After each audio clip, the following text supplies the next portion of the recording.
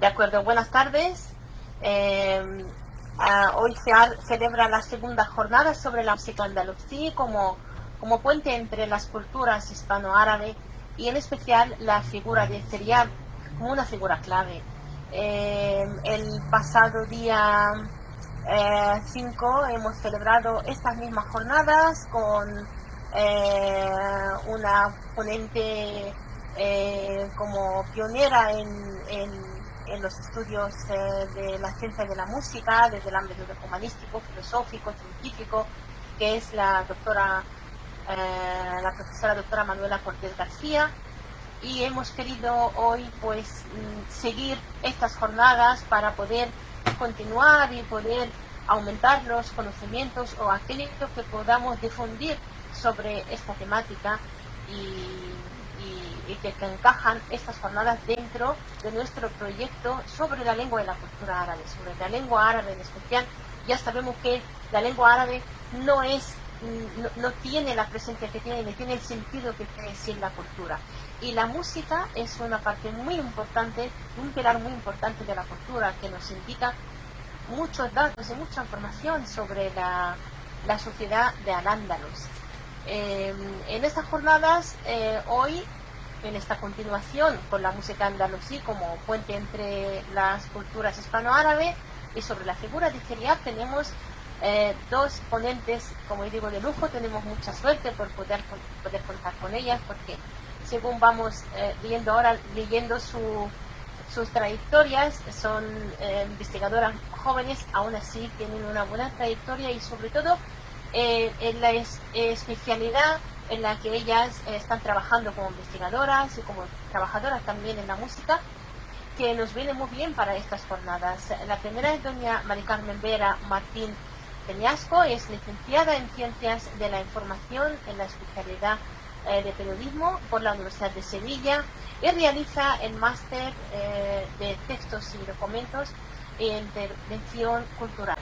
Eso es por la Universidad de Córdoba. Ella trabaja como profesora de piano por oposición en el Conservatorio Profesional de Música de Córdoba, que es el nombre del Conservatorio Músico Serial, mejor imposible, a la vez que se encuentra realizando su tesis doctoral sobre este músico, sobre Serial en la Universidad de Córdoba, dentro del programa de Lenguas y Culturas.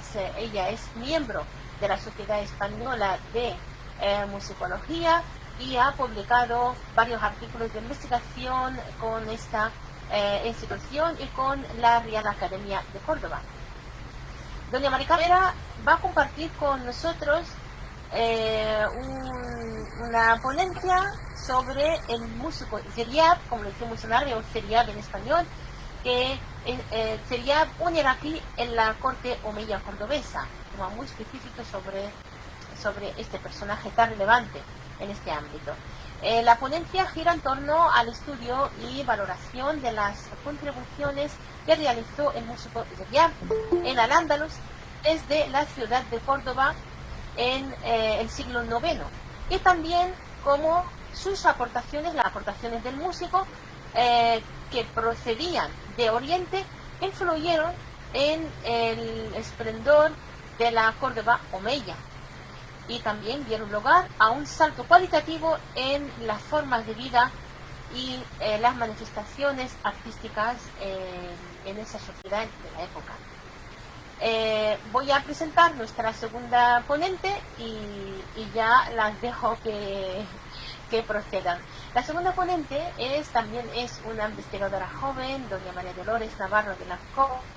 Es doctora por la Universidad de Granada en el programa de Historia Arte, es titulada superior en música en las especialidades de etnomusicología en el Conservatorio Superior de Música de Salamanca y en piano, en la especialidad de piano, en el Conservatorio Superior de Música de Córdoba, y ha realizado un máster en museología y museos por la Universidad de Alcalá en Madrid.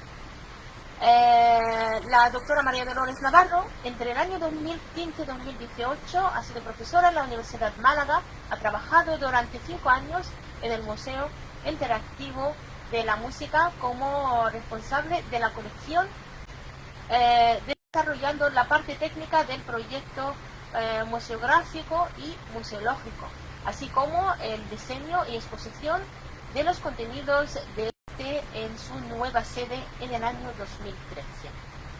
Ella es secretaria de la Asociación Instrumenta, Asociación para el Estudio de los Instrumentos Musicales, es miembro también de la Junta Editorial de la revista Cuadernos de Etnomusicología de la CIDE, son las siglas supongo, de la Sociedad de Etnomusicólogos, así como Community Manager de la Comisión Música y Mujer, que son estudios de género de la CEDEM,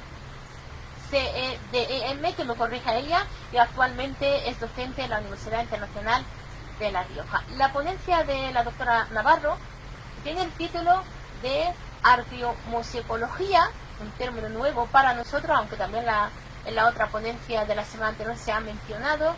Arqueomusicología como instrumentos musicales y etnografía andalusí.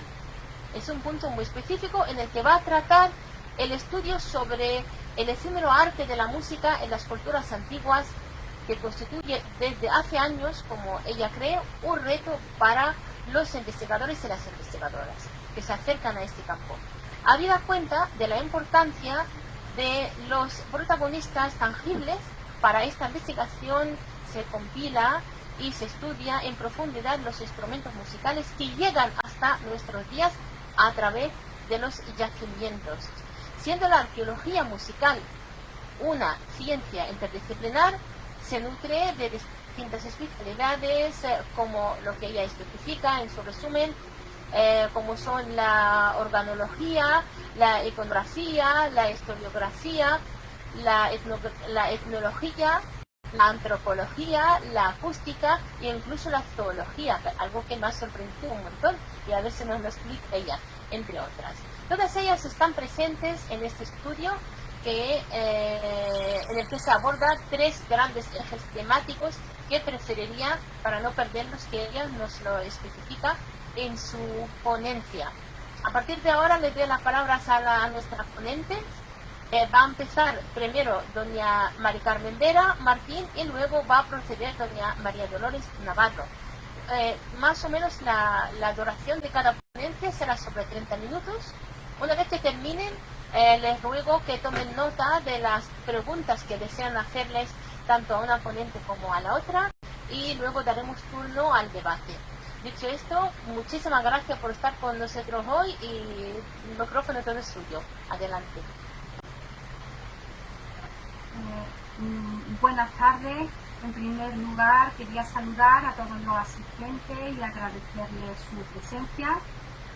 Quería agradecer también al Círculo Intercultural Hispano-Árabe su invitación a participar en estas ponencias, que he aceptado encantado. Y el título de mi ponencia es El músico siriá, un iraquí en la corte omeya cordobesa. Que es la ponencia la voy a compartir ahora para que podamos seguirla todo. Aquí está. Perfecto.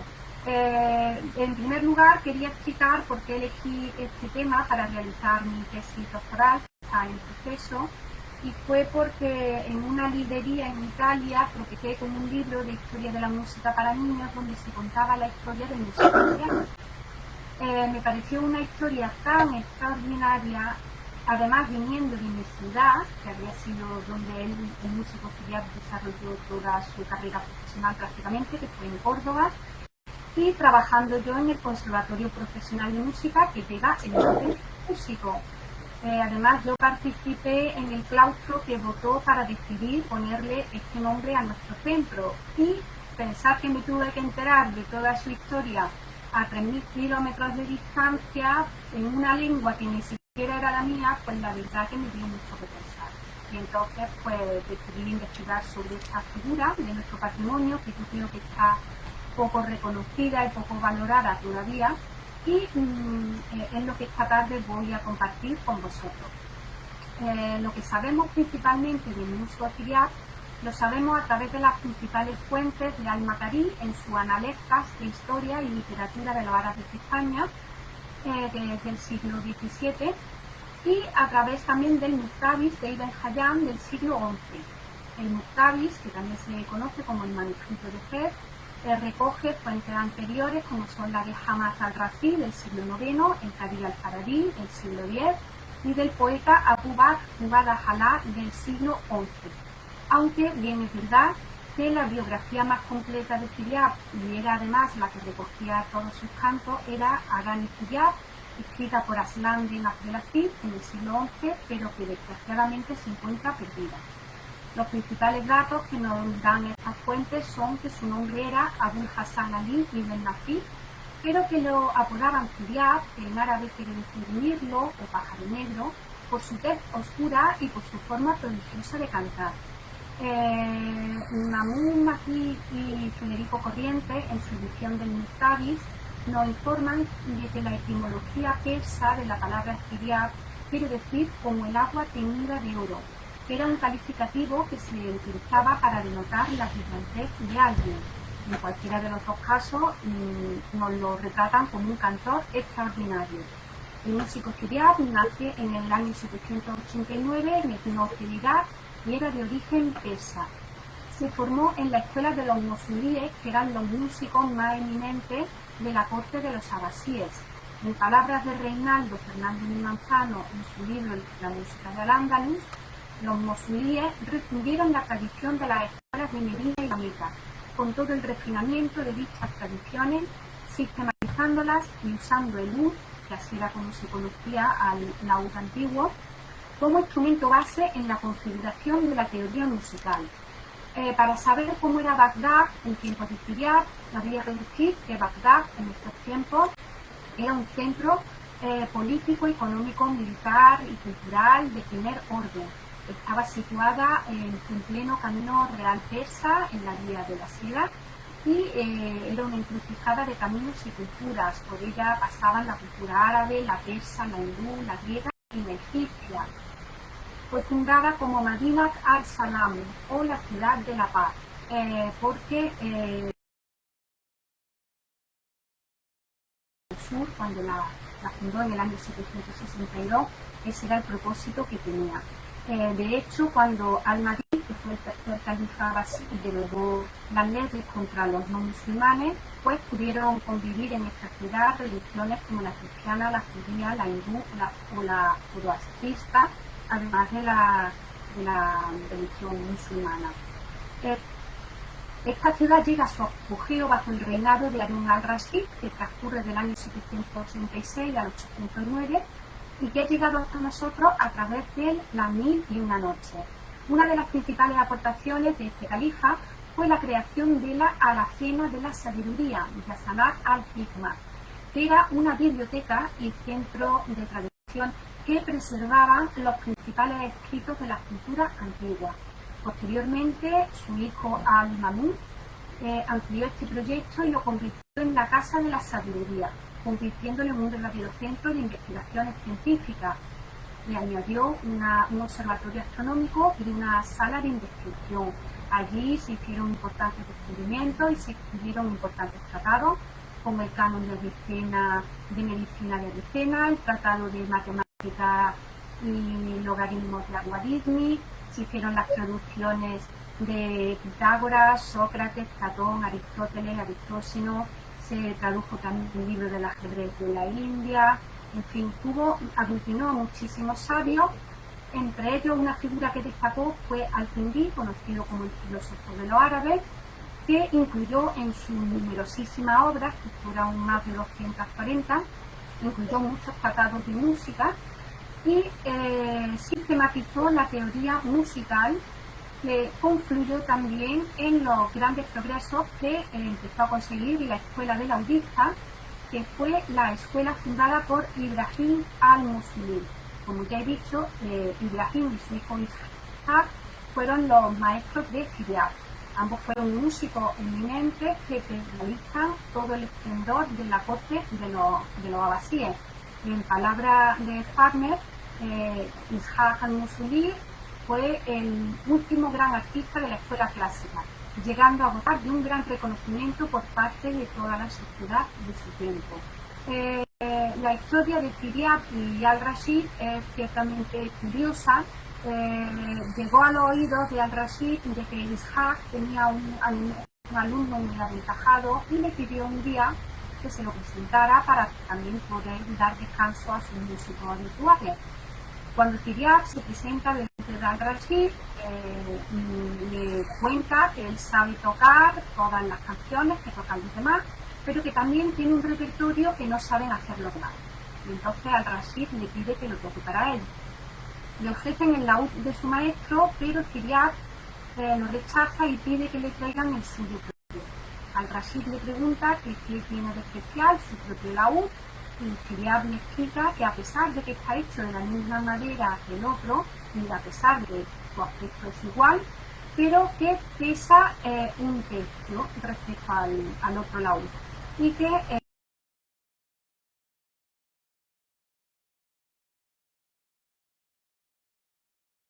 se dividen y las están realizadas con las piezas del cachorro de un león, que le da una especial, con mucha más brillantez, con mucho más armónico. Además, él usaba un plectro especial para tañer las cuerdas.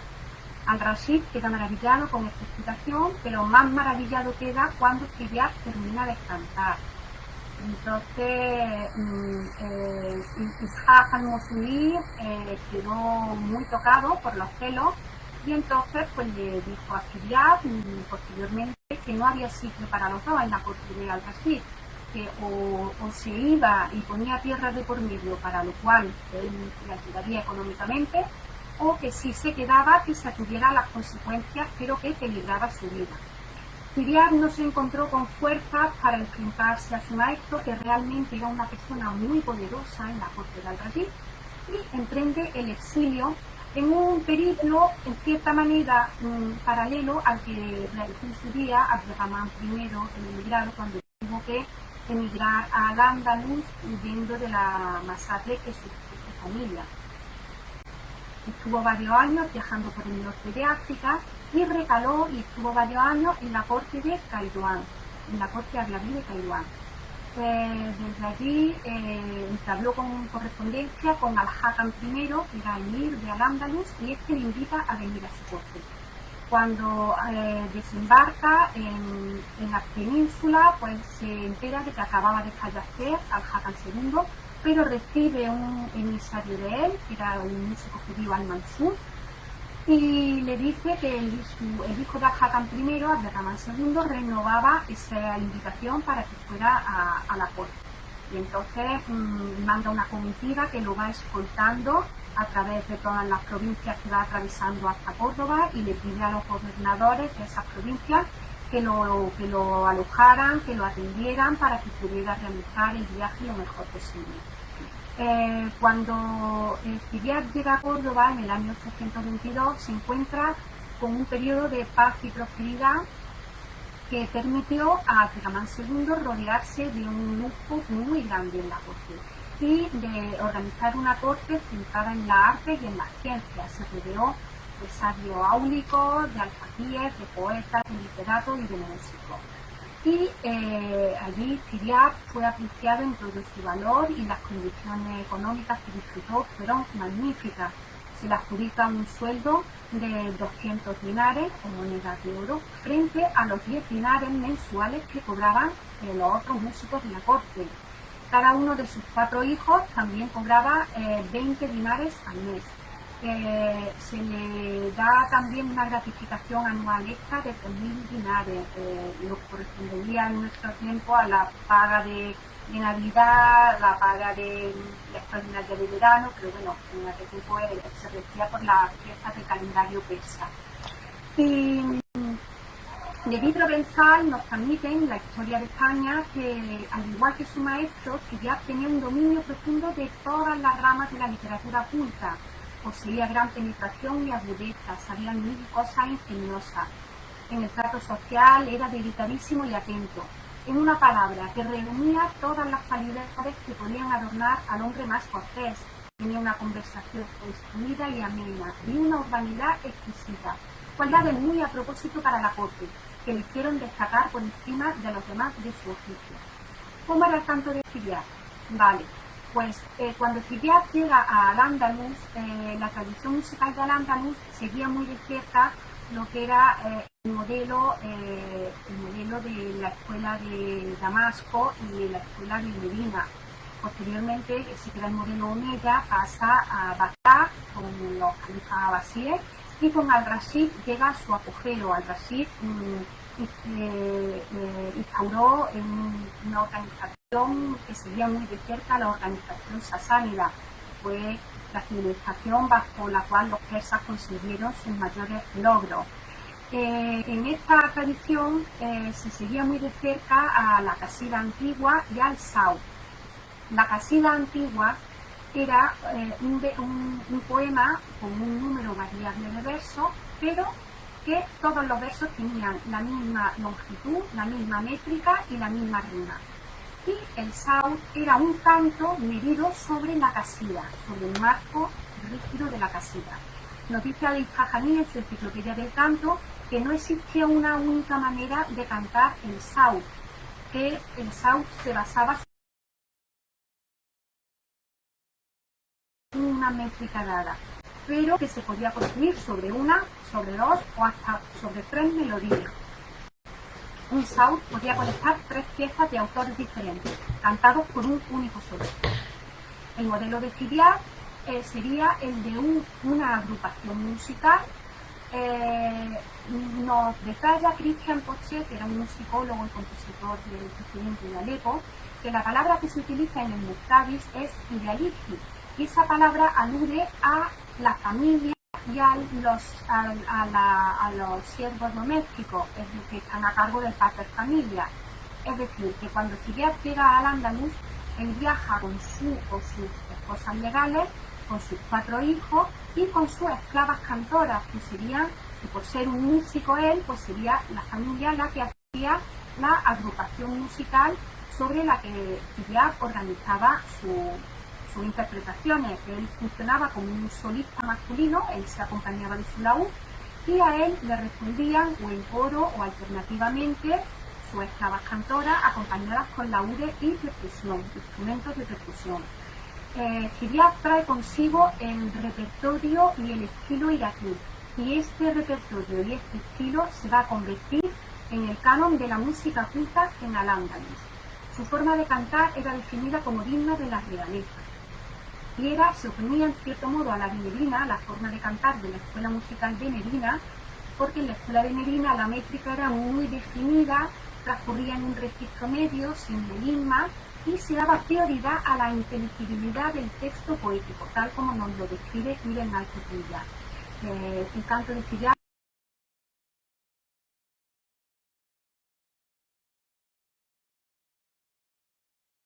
a lo largo de una octava, teniendo una rítmica muy fluida, con muchos melismas. Abu Bakr Badalá nos dice que el canto de Fidias era para los entendidos, como la geometría para la filosofía y como la gramática para la retórica. Pues la gramática ayuda a hablar bien a quien la conoce, y quien domina el canto de Fidias supera a cualquier cantante y puede pedirlo en melodía y tañido, siendo para los cantantes como el rayaz, con que se entrena el alumno y bromea el discípulo.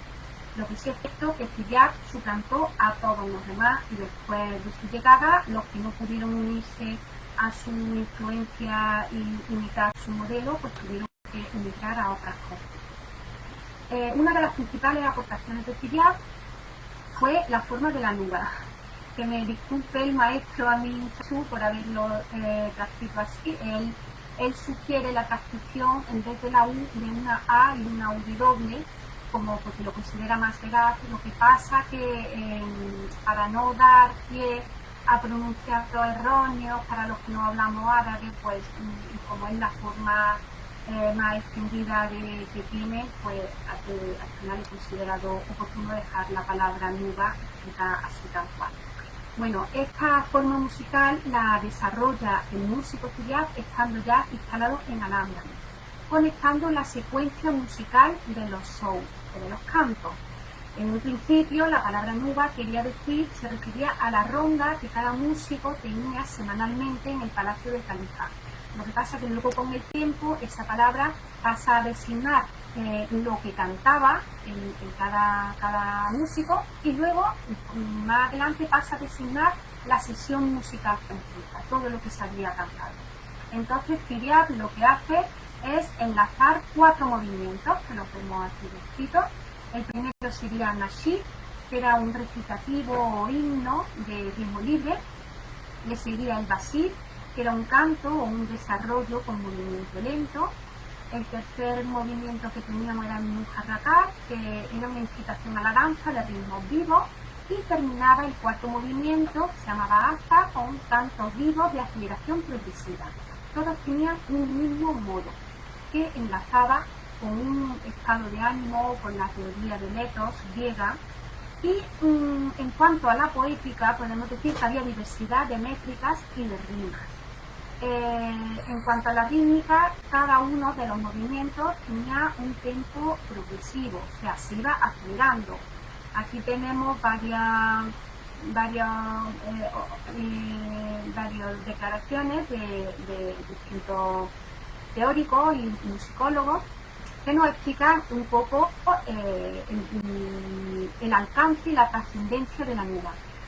Dice Christian Pochet que la nuba se basa en una serie de movimientos jerarquizados que en ningún caso pueden permutarse, no podía cambiarse el orden, y cuya aceleración progresiva engendra la aparición de nuevas fórmulas rítmicas, contabilizadas y codificadas en su totalidad, ya que jamás se dejan al azar.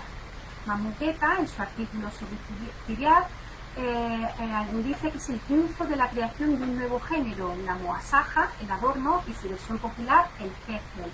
Los dos se subdividen en versos que están constituidos por un número variable de municipios o de versos cortos, y esto supone una verdadera revolución musical y poética, porque se rompe el marco rígido de la antigua casilla, sobrepasando la estructura de la métrica clásica y adoptando para su rítmica y para su rima combinaciones y variedades nuevas. La popularidad de estas nuevas formas se propaga por todo el mundo árabe e influye profundamente, tanto en el fondo como en la forma, en el repertorio poético y musical de los trovadores provenzales. Koska, por favor, un momentito. Sí. ¿Estás compartiendo el fichero? Sí. Sí, No. ¿Lo estáis viendo? sí, sin problema. Pues yo no lo estoy viendo. A lo mejor tienes otra modalidad de pantalla. A lo mejor, vale. Puede ser. Seguir, venga, vale. Si lo Yo estáis... creo que sí que se ve. Bien. Y señala también Christian Pochet que concebir la masaja atendiendo al plano musical supone un enfoque revolucionario. Habrá que esperar al siglo XX para que los músicos árabes prioricen el alcance de la música respecto al contenido poético. O sea que tuvo una trascendencia importante. Otra de las aportaciones de Kiriak fue la que realizó sobre el laúd. El antiguo laúd poseía 4 cuerdas y tenía una simbología muy especial, porque cada una de las cuerdas estaba conectada a un color y a un elemento cósmico, y también enlazaba con un humor humano. En estos 4 elementos que estaban representados en las cuerdas del laúd estaban el fuego, el aire, el agua y la tierra. Y entonces se observó que estaban los elementos de la naturaleza, pero faltaba la esfera celestial. Y entonces el músico Kiriak añadió una quinta cuerda que situó entre la segunda y la tercera, que sería esta, la cuerda de Kiriak, que era de rojo oscuro, que simbolizaba a la vida y que conectaba con el alma. Era la forma de conectar lo material y lo espiritual, la tierra y el cielo. Además, el músico Kiriak mejora los materiales del laúd, con lo cual mejoró la acústica, cambió el plectro o la púa para pulsar las cuerdas, en vez de haber sido de madera, lo hizo del cañón de la pluma de las alas delanteras del águila. Instauró el uso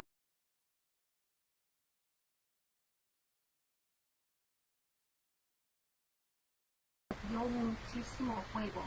Y luego también concebía el instrumento musical como portador de un significado y de un simbolismo que se materializó en la poesía clásica árabe llamada o conocida como wasf, que era una poesía eminentemente urbana que tenía como tema pues, los instrumentos musicales, material científico, paisajes urbanos, jardines, estanques, ya muy lejos de esa otra poesía beduina eminentemente tribal y perteneciente al desierto. El instrumento musical pasa a ser considerado como un laboratorio en sí, donde se pueden experimentar los principios de la teoría musical y la armonía ubicua del universo. En materia pedagógica, el músico Ciriac fundó el primer conservatorio de Córdoba de Occidente, o la primera escuela de música, siguiendo muy de cerca el modelo que su maestro había implantado en Bagdad. Decía Levi Provenzal que creó un conservatorio en el cual la música andaluza, que comenzó por estudiarse muy de cerca de la escuela oriental realzada por Isaac al-Mausuli, tomó pronto el original aspecto cuya tradición sigue aún tan viva en todo el occidente musulmán. Y al-Macari lo complementa diciendo que el destino de Ciriac hizo que Córdoba empezara a ser el punto de mira de todos los aficionados a la poesía y a la música, de los curiosos que querían iniciarse en el refinamiento de la cultura de Bagdad, además de aquellos otros que tenían hambre de ejercer el arte de tañer y de cantar, hasta el punto de que se difundió su música en otras ciudades de España y el Magreb después de la reconquista de Sevilla. El método original de enseñanza de Ciriac constituía de 3 fases, una primera rítmica, otra melódica y otra interpretativa, que viene a ser lo que se sigue haciendo en los conservatorios a día de hoy. Se empieza por una práctica rítmica donde se encuadra el ritmo dentro del pulso que normalmente se va marcando.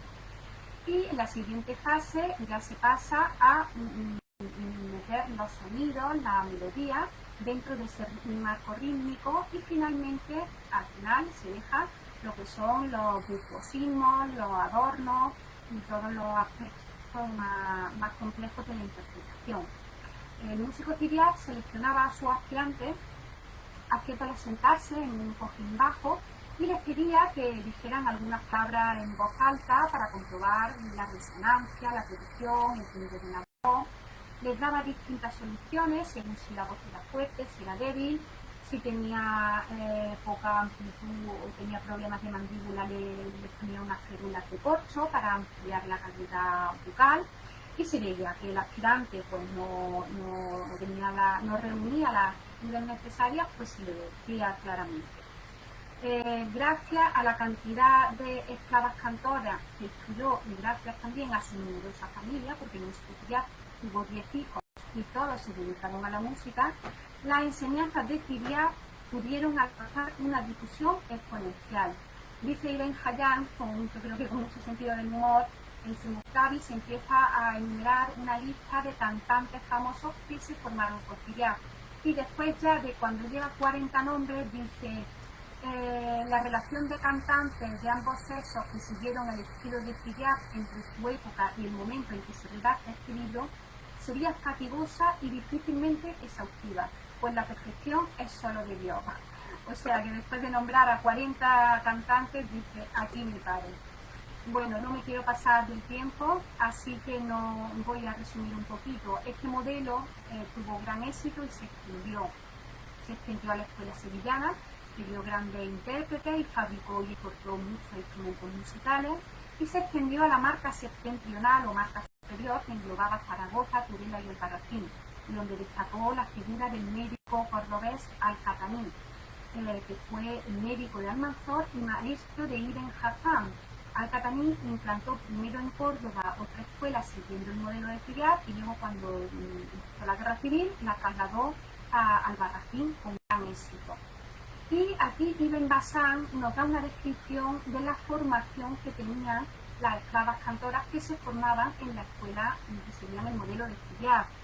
Y así lo resumo un poco, decía, nadie vio en su época mujer con aspecto más gracioso, de movimientos más ágiles, de silueta tan fina, de voz más dulce, sabiendo cantar mejor, más destacada en el arte de escribir, en la caligrafía, de pintura más refinada, de edición más pura, no cometía ninguna falta dialectal en lo que escribía o cantaba, tanto eran sus conocimientos de morfología, lexicografía y métrica.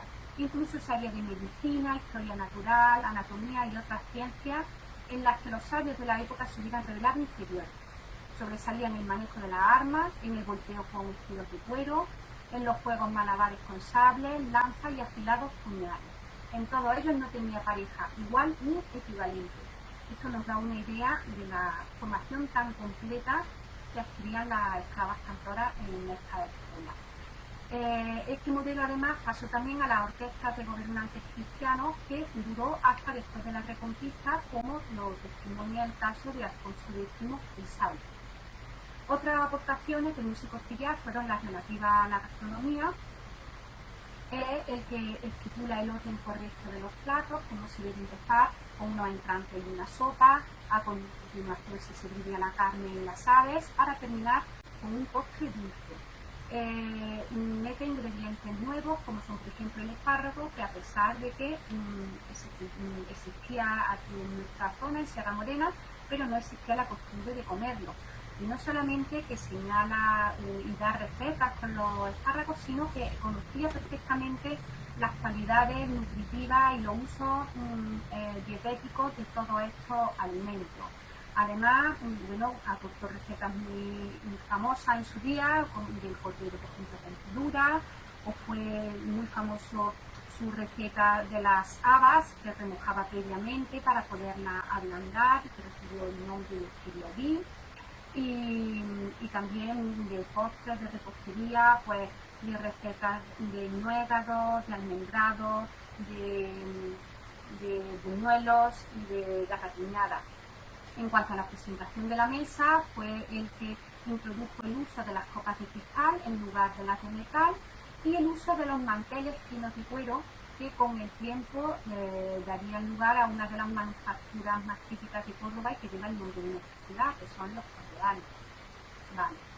En otras parcelas, como la moda, la estética y los usos sociales, pues estableció el calendario de la moda, fijando los colores como el blanco para el verano, con las fibras de algodón que eran más frescas, y dejando para los meses más fríos los otros colores y los tejidos como la lana. Había un hamam, que era un instituto de belleza y estética, y que se llamaba el Baño de Fillar, donde allí pues se reunían una vez a la semana, los hombres en horario de mañana, las mujeres en horario de tarde, y sobre todo las mujeres, nos dice aquí Medito Bensal, que se reunían con sus amigas, como que se reunían en un salón, que merendaban, que procuraban deslumbrar a las demás la finura de su ropa blanca, que las peinadoras las arreglaban, que las depilaban, les ponían tatuajes de la leña o de henna, les daban pomadas, les untían el pelo con aceites perfumados como el Gandalia, que le vendían toda clase de cremas para el cuidado de la piel, para aromatizar los vestidos. Y este hamam duró hasta la época de Abderramán. También muchos historiadores atestiguan que fue el músico costillar quien introdujo el juego del ajedrez en la península, que fue el juego que luego se recogió en el libro de juegos de Alfonso X el Sabio.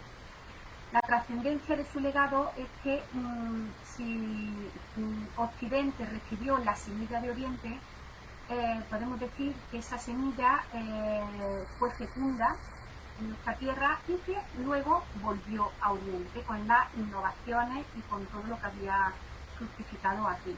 Entonces, además, fueron innovaciones que afectaron a las tres tradiciones musicales que había en la península, que eran la árabe, la cristiana y la hebrea.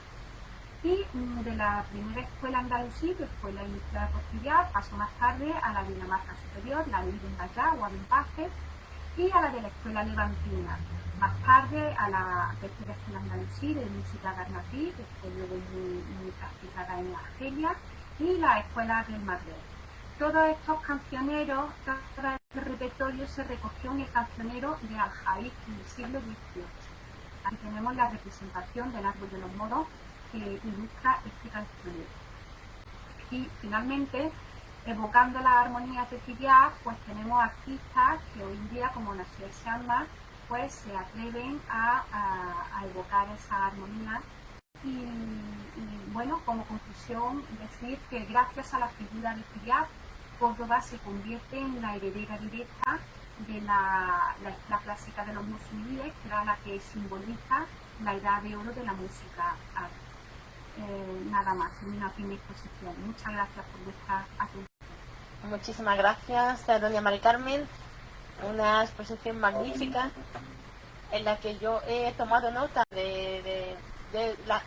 no de todo lo que he querido, de lo que he podido, porque ha habido datos que me han sorprendido muchísimo. Luego lo aclararemos ya en el turno de debate. Muchísimas gracias por la exposición y por el tiempo que ha mantenido sin irnos mucho a otros tiempos. Vale, estupendo. Pues ahora estará con nosotros doña María Dolores Navarro de la Cova y va a exponer su tema que habíamos comentado antes. Ella nos lo va a presentar, sobre todo los ejes temáticos que no hemos dicho en la presentación. Adelante. Estupendo, pues muchísimas gracias a todos los asistentes y sobre todo muchísimas gracias a todos los organizadores, en especial a Abdo y a Hanan por invitarme a participar en esta interesante jornada y por supuesto también a mi compañera Mari Carmen Vera. Bueno, ahora vamos a dar un giro bastante grande después de esta tan interesante introducción que ha hecho Mari Carmen sobre Al-Ándalus, sobre la temática. Siempre que pensamos en instrumentos musicales en Al-Ándalus será seguramente el laúd el primero que acuda a nuestra mente, ¿no?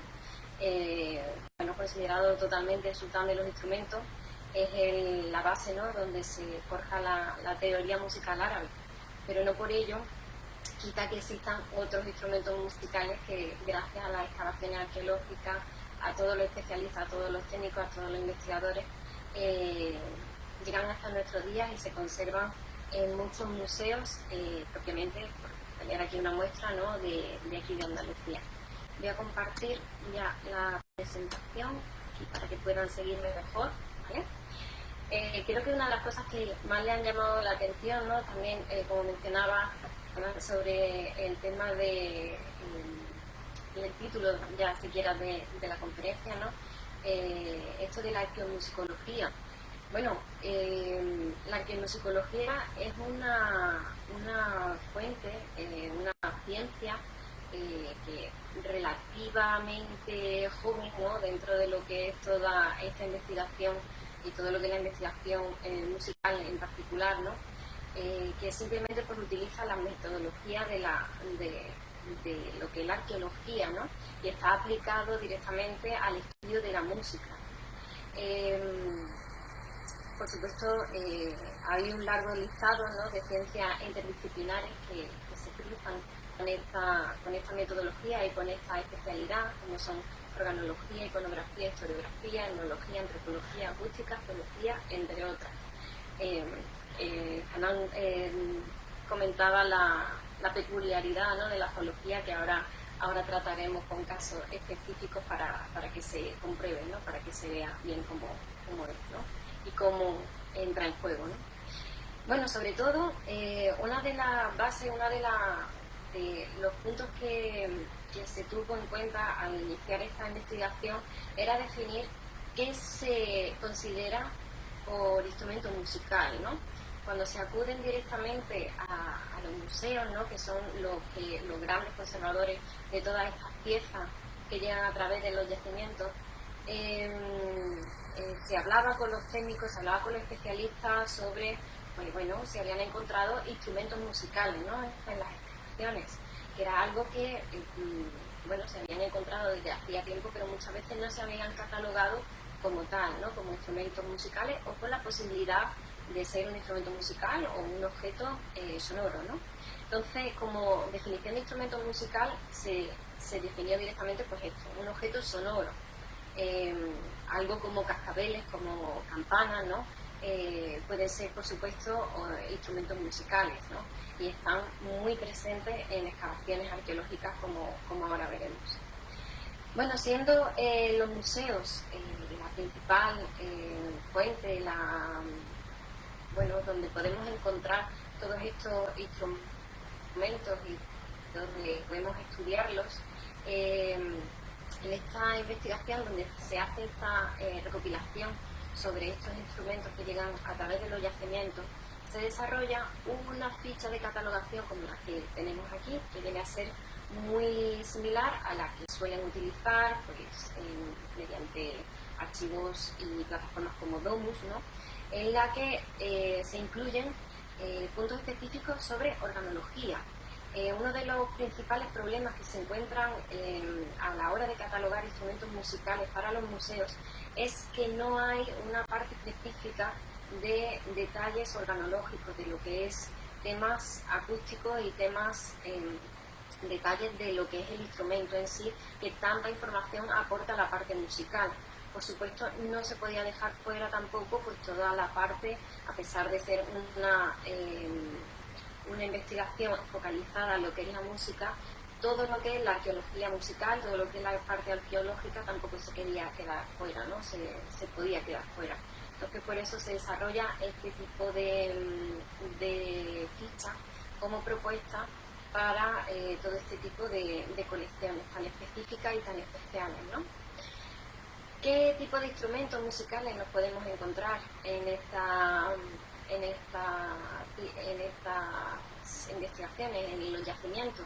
Pues, por ejemplo, tenemos aquí un pequeño tambor que muchas veces ha sido catalogado este tipo de piezas como bueno, pues parecen de tubería, ¿no? Sobre todo cuando ya se pudo relacionar distintas fuentes como las que hemos comentado, sobre todo temas de iconografía, pues también dio mucho peso a que este tipo de piezas se catalogasen directamente como instrumento musical o que fuese imposible que tuviese esa finalidad, ¿no? Aquí, este ejemplo, por ejemplo, que aquí se expone, es un tambor del que se documentó, salió incluso publicado en un anuario de excavaciones arqueológicas del año 85, pero se había perdido la pista del mismo, ¿no? Entonces, gracias a la ayuda, a la colaboración del Museo de Málaga, se pudo consultar los depósitos y salió finalmente esta pieza pues, que se consideraba perdida y de la cual solo se conservaba un pequeño dibujo que se había hecho sobre la marcha para documentarlo. Entonces aquí también se puede ver pues, cómo se llevaría a la práctica, cómo se aplicaría esta ficha que se hace para este tipo de instrumentos, ¿no? Bueno, dentro de lo que son los membranófonos, lo que son los tambores, normalmente los que se encuentran, los que se han encontrado hasta el día de hoy, son unimembranófonos, es decir, que solo tienen un parche, ¿okay? Con forma tubular o con forma de copa, ¿no? Que es la catalogación específica que se les da dentro de la clasificación de Hormos-Derivage, ¿no? Tan reconocida ya y tan internacional, ¿no? Que sí que se aplica a todos los instrumentos musicales, no tan solo a los occidentales, ¿no? Como nos pasaba aquí hace años, pues se escogen estas clasificaciones específicas, ¿no? Aparte de membranófonos, que son curiosamente bastante numerosos los que se encuentran en los yacimientos, se encuentra un gran número de silbatos. Los silbatos tienen distintas formas, como ahora veremos algún ejemplo, y el doctor Rosselló Bordoy hace ya años que lleva investigando todo este tipo de instrumentos, todo este tipo de silbatos, e hizo una clasificación concreta, ¿no? Aparte de la que hemos comentado después de Lisach, pues se ha querido incluir pues todo este trabajo previo que ya desarrolla el doctor Rosselló Bordoy, ¿no? Como uno de los pioneros en este campo, donde tiene en cuenta pues la forma, ¿no? de estos silbatos. Hay silbatos globulares antropomorfos, homorfos, mixtos, de agua y con otras formas. El resto de otras formas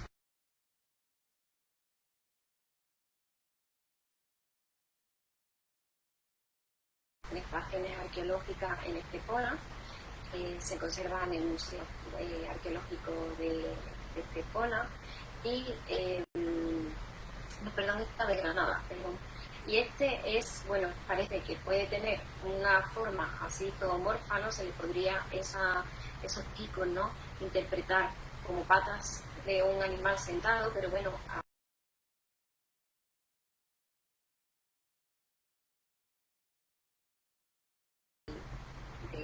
del silbato, sí, de la pieza en sí, ¿no? Por lo que puede parecer un silbato pues, hoy en día un poco más común, ¿no? de lo que los otros silbatos zoomorfos, antropomorfos, pues podrían ofrecernos, ¿no? Bueno, dentro de todas las piezas que podemos encontrarnos en los museos de Andalucía, tenemos aquí una clasificación de museos que tienen este tipo de piezas, ¿no? Conservan este tipo de piezas en Almería, en Jerez, en Córdoba, en Priego de Córdoba, bueno, ya también, por supuesto, Pueblo, Granada, Málaga. Bueno, casi todas las ciudades de Andalucía cuentan con, bueno, todas, perdón, cuentan con alguna pieza que es considerada o puede ser puede tener la interpretación de instrumentos musicales, ¿no? Bueno, aparte de estas piezas que sí que se ve esa finalidad, ¿no? Que se ve esa posibilidades sonoras, posibilidades acústicas como musicales, ¿no? Hay algunas piezas que se han catalogado en un principio como posibles instrumentos musicales. Pues han llamado bastante la atención y en esta investigación pues se ha intentado ver pues esa parte de acústica, las posibilidades sonoras de esas piezas.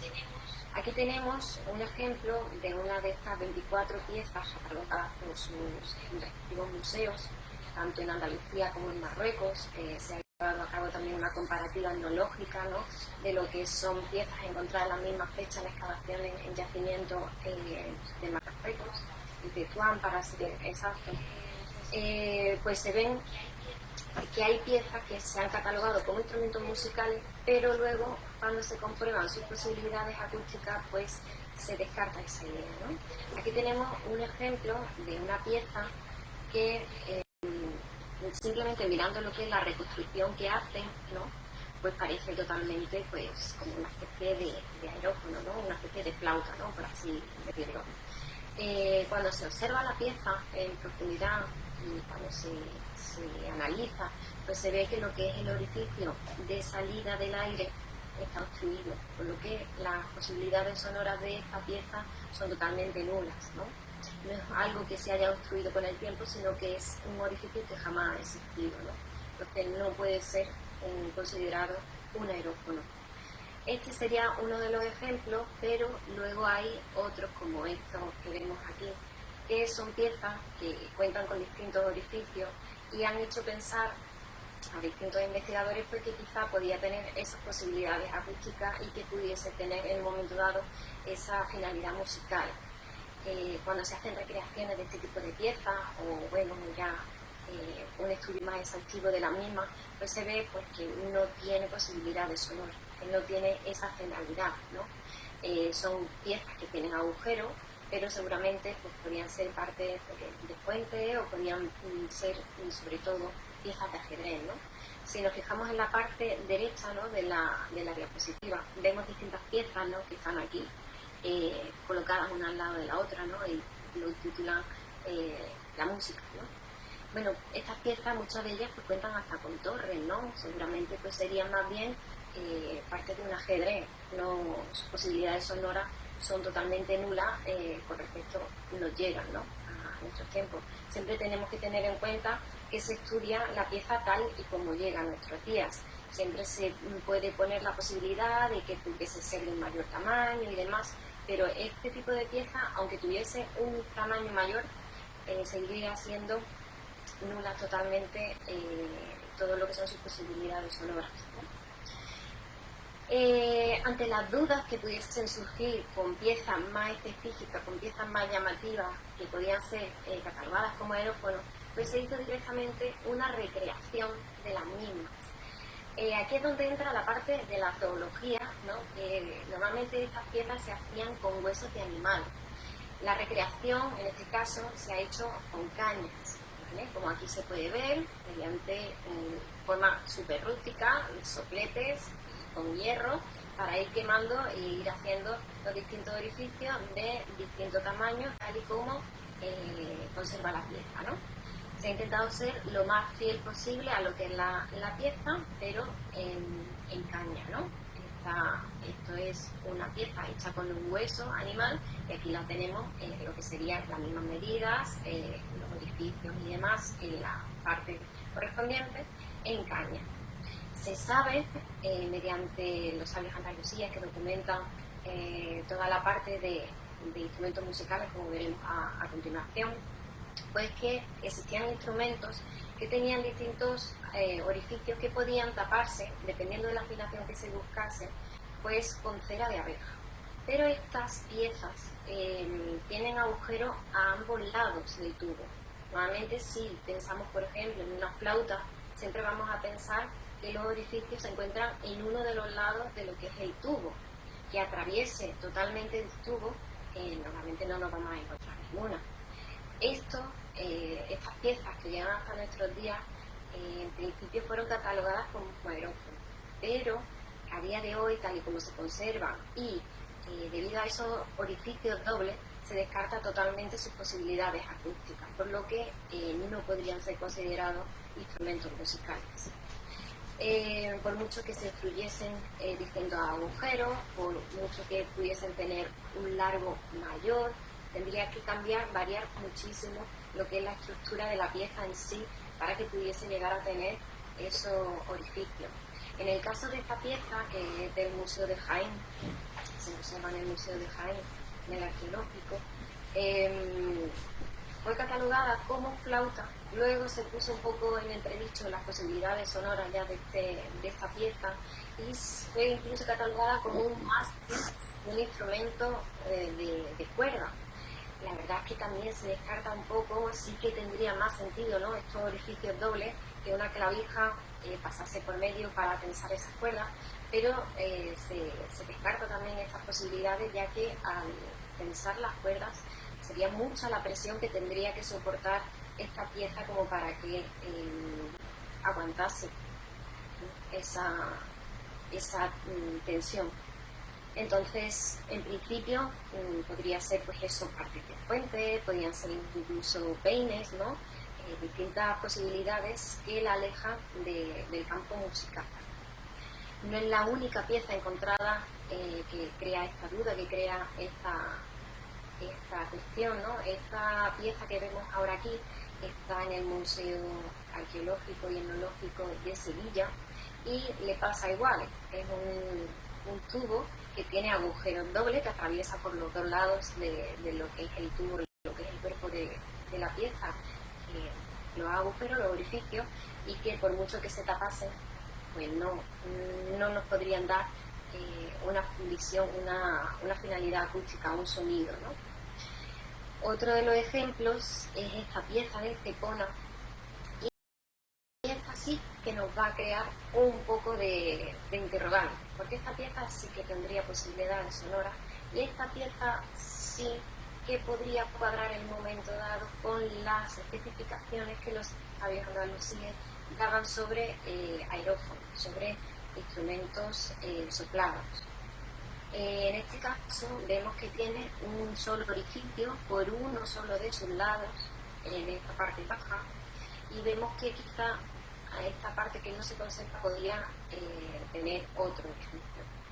Esta flauta con este aerófono podía ser bastante cercano a lo que hoy en día se conoce como la flauta de tres agujeros, ¿no?, la flauta rociera. Por supuesto, de una distancia muy lejana, ¿no? Es simplemente por recrear un poco cómo podía interpretarse, cómo podía ser esta pieza, ¿no? Entonces, esta sí que quedaría en un pequeño interrogante por sus posibilidades sonoras. Bueno, como comentaba antes, esta ciencia transversal, ¿no?, se complementa con otras como la historiografía o la iconografía, en este caso. El testimonio de los sabios andalusíes resulta clave para poder realizar esta documentación de estas piezas. Y la iconografía musical pues nos amplía muchísimo, aparte de los escenarios en los que se podían interpretar distintos instrumentos musicales. Ciertamente estos ejemplos que hemos visto normalmente no son recogidos en la iconografía, como veremos a continuación. van a ser mucho más numerosos pues, dentro de lo que es la iconografía musical, por instrumentos como el que mencionábamos, ¿no? El conocido como el sultán de los instrumentos, el laúd. Bueno, dentro de lo que es la historiografía y esta importante aportación que decíamos de los sabios andalusíes, nos encontramos a distintos tratadistas que mencionan los instrumentos musicales, pero con una perspectiva totalmente documental. Hay muchísimos sabios andalusíes realmente que mencionan instrumentos musicales, pero quizás lo mencionan de una forma casual, ¿no? Una forma que no tiene esa finalidad documental, sino que simplemente pues lo mencionan dentro de un contexto.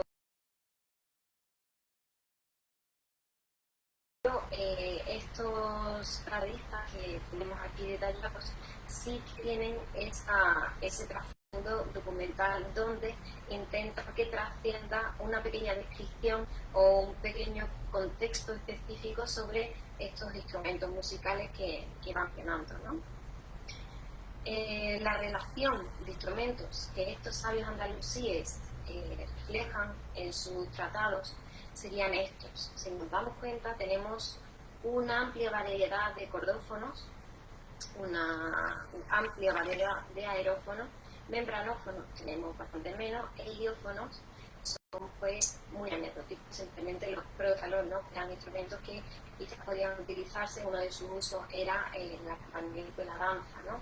Otros idiófonos como las campanas o como los cascabeles pues podían ser más como complementarios a gestos, ¿no? A movimientos, más que como considerados como instrumentos musicales en sí, ¿no? Dentro de los aerófonos tenemos los silbatos, hemos puesto aquí directamente lo que es la festividad, donde los ponía en valor como ahora se verá.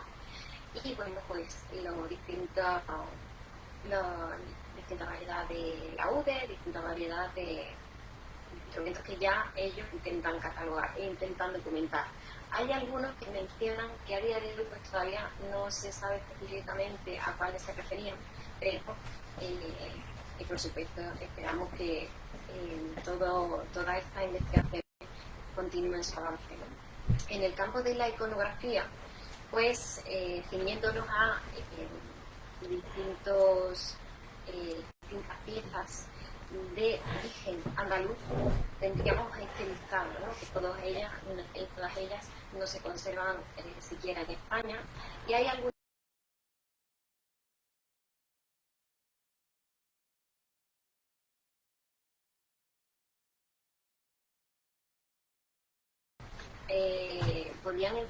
podían tener como conclusión que ese cuento parece ser que pudo ser escrito aquí en Andalucía, en lo que es el territorio actual andaluz, por supuesto, en Al-Ándalus, ¿no? En aquella época. A día de hoy se conserva en la biblioteca del Vaticano y ahora vamos a ver algunos de esos ejemplos, ¿no? Otra de las cosas a recalcar quizás también sería las aclaraciones sobre la capa de fermo. Hay algunas investigaciones que pusieron un poco en el estrado la posibilidad de que hubiese representado algún instrumento musical. Después de un estudio bastante exhaustivo de lo que es la capa, se ha descartado totalmente esa posibilidad.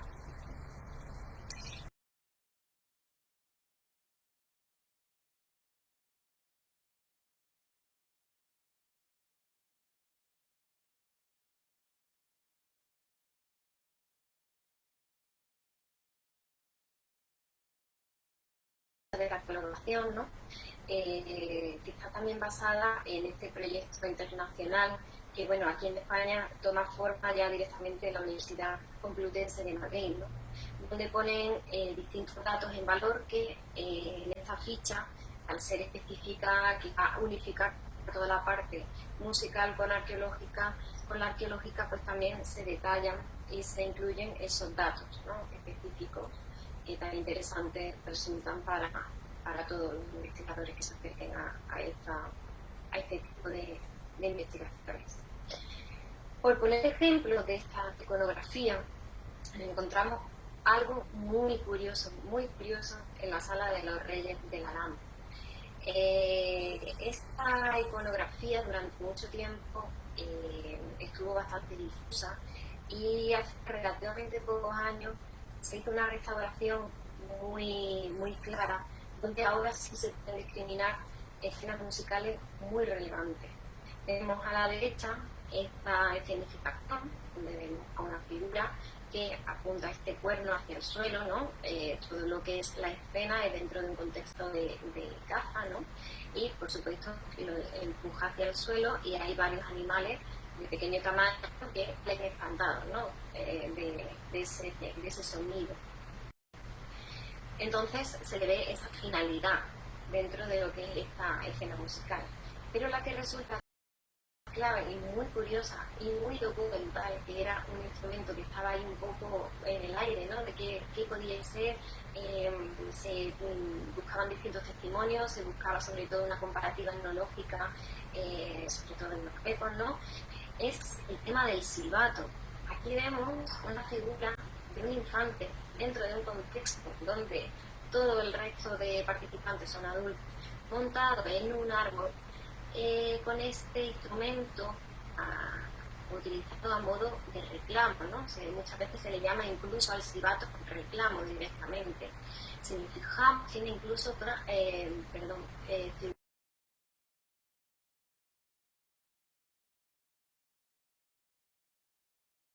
hacia el cielo y parece pues reclamar, ¿no? Llamar la atención de los pájaros, de los distintas aves para poder ser cazadas. Esta pieza, esta escenificación a día de hoy es única. No hay otra iconografía musical que represente este instrumento. Había distintos testimonios sobre la posibilidad de esta pieza, si podía ser un instrumento musical, no, quién lo podía interpretar, cuál era su finalidad. Incluso la jurisprudencia islámica deja registrada una controversia bastante llamativa, ¿no? Porque pensaban pues, que este instrumento no debía ser utilizado por los musulmanes porque podía tener una procedencia cristiana. Si nos remontamos a los primeros silbatos que empiezan a aparecer en yacimientos arqueológicos, este instrumento es prehistórico. Este instrumento aparece, es uno de los primeros dentro de todo lo que es la arqueología musical, ¿no? Entonces, claro, se conocería quizá a través de, en el caso de Alhambra, a través de manos cristianas, o así lo enfocarían por detrás del instrumento, pero ciertamente sí que tenía ese día, ¿no? Esa festividad específica, el protagonismo total, ¿no? Donde decían pues, que se repartían esos instrumentos entre los niños y que las calles se llenaban de esos sonidos, ¿no? De esos pitidos que también documentan y trascienden en el tiempo en lo que es las festividades aquí en España, ¿no? A día de hoy. Otra de las iconografías más llamativas también será el alfam, esta pintura de moro llamada así, dada en el portal de la Alhambra, que tiene una historia muy curiosa, porque esta iconografía se encontró de forma totalmente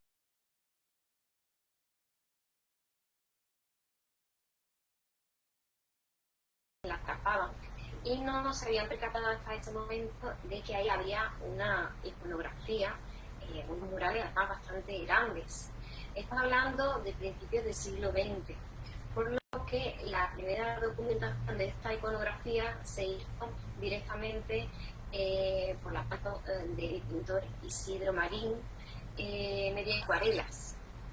Se hizo una primera recreación, esta parece ser que se perdió, y realizó una segunda años después.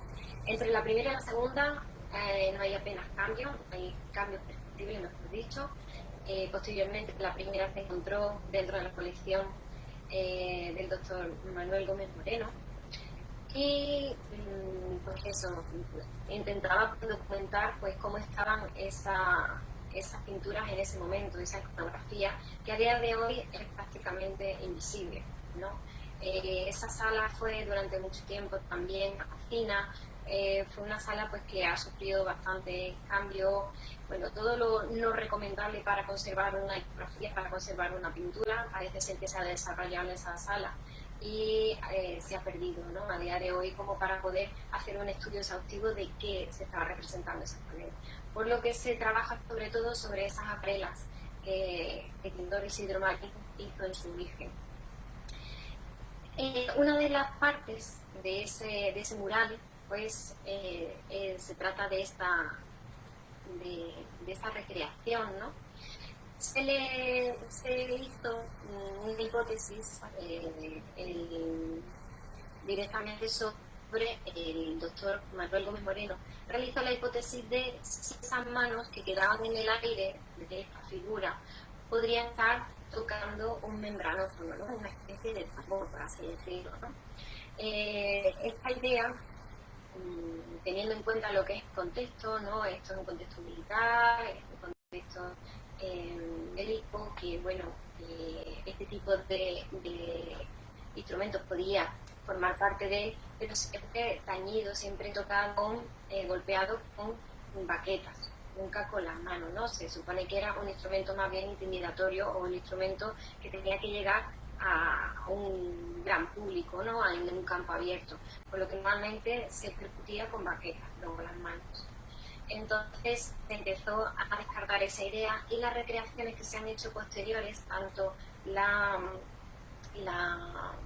solicitada por el doctor Antonio Fernández Fuerza como la recreada por el pintor Manuel López Vázquez, ya directamente lo ponen a esta figura con unas alforjas y no dan por hecho pues, el hecho que podía ser un instrumento musical. Otro de los detalles de esta pintura de moros que llaman en el Partal se ve en esta recreación, en esta parte, ¿no? Esta sería la acuarela sobre la que se trabaja, y aquí ya sí que se ve esta pequeña figura pues, que se podía interpretar perfectamente como un membranófono. Las recreaciones posteriores, como vemos, tanto la de la solicitada por el doctor Antonio Fernández Moreno como por el pintor Manuel López Vázquez, mantiene esa hipótesis de que pueda ser un instrumento musical, que pueda ser un membranófono.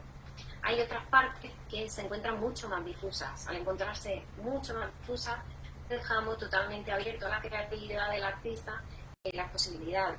Entonces, pues hay artistas que han recreado, porque son, por ejemplo, en la derecha izquierda, figuras femeninas, en la última recreación pone figura masculina e interpretando instrumentos, en la parte derecha pues igual, aquí figura femenina, aquí también se interpreta el instrumento, pero todo esto por supuesto es creatividad del artista y no hay una base documental pues que confirme que pueden ser instrumentos musicales los que se representasen originariamente en esa imagen. Lo que sí, analizando la original, si nos encontramos aquí, por ejemplo, aquí ya puesto en grande, esta especie de pandero, ¿no? Esta especie de membranófono con los prótanos, ¿no? Que ya ahí sí que dejan prever que puede ser un instrumento musical, además en una figura femenina, ¿no? Que es donde se hace ese lazo, ¿no? Siempre se suele poner ese instrumento relacionado con mujeres. Por supuesto también había hombres que lo interpretaban, pero es un lazo algo bastante probable, ¿no? Dar la sensación de cordófono, pero por supuesto ya con el detalle pues pueden ver que es bastante abierto a interpretación, y ahí está mucho menos exceso de quizá esta imagen que vemos aquí. Bueno, dentro de lo que es la iconografía en general, la relación de instrumentos musicales sería la siguiente.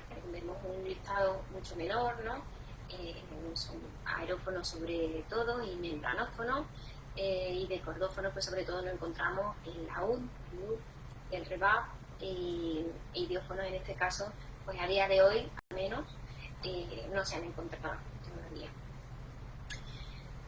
Como las conclusiones de esta investigación, pues, se ve, ¿no? Pues todo este lazo, lo importante para este tipo de investigaciones, para la arqueología musical, para toda esa confrontación o esa conjugación de las distintas especialidades, cómo hacen pues que se puedan hacer estas recreaciones, que se puedan hacer estos listados, ¿no? De instrumentos musicales que quizás pues no se tienen tanto en mente cuando se piensa en la música andaluz, pero quizás las excavaciones arqueológicas pues entran en juego y sobre todo se fundamenta y se documenta gracias a los tratados andalusíes, ¿no?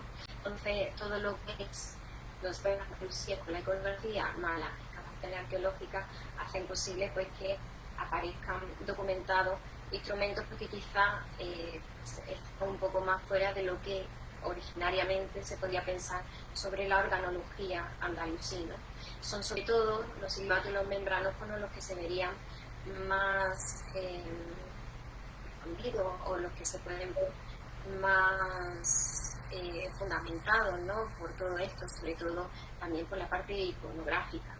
Aquí se ha incluido con la iconografía musulmana, pero luego también entra en juego la iconografía cristiana, que también trabaja, por ejemplo, la doctora Rosario Álvarez, y que también arroja muchos datos muy valiosos sobre lo que es los escenarios de la interpretación de ese tipo de instrumentos musicales, ¿no?